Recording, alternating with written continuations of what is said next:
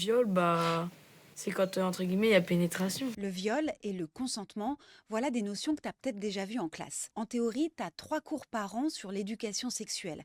Mais en pratique, c'est pas le cas. Seul un élève sur 6 y a droit. La nouvelle ministre de l'Éducation nationale, Elisabeth Borne, vient de dévoiler le nouveau programme obligatoire dès septembre 2025, dans le public comme dans le privé, mais évidemment différent si tu es au collège ou au lycée. Je pense que cette éducation à la vie affective, relationnelle et à la sexualité, elle est absolument indispensable. C'est un programme qui est très attentif à apporter les bonnes informations en fonction de l'âge de l'élève. Ce programme, il commence dès la maternelle et bien sûr, on n'y parle pas sexualité. C'est à partir du collège que ça commence. Par exemple, en cinquième, tu devrais donc travailler sur la différence entre sexe biologique, genre et orientation sexuelle et sur les discriminations qui vont avec. En quatrième, sur la santé sexuelle, la question des dépistages des infections notamment. En seconde, c'est la notion d'identité de genre qui sera étudiée.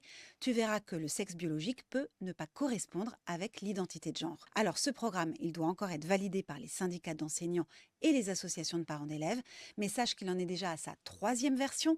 Bah oui, il y a eu 4 ministres en un an. Il y a aussi eu des polémiques de la part d'associations et de partis de droite et d'extrême droite qui ont des idées conservatrices sur le sujet.